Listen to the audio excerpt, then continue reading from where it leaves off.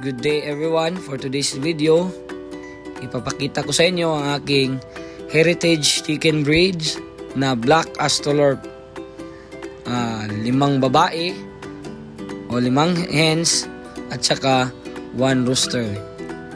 5:1 lang po yung ratio ko dahil yung breeder house ko po, breeder pen is 4/8. Ito po ang aking mga Black Australorp chickens. Ang pinapakain ko sa kanila ay breeder pellets, hammered corn, wheat feeding po ang aking sistema. So pagkain ng mga heritage chicken ko po na Black Australorp.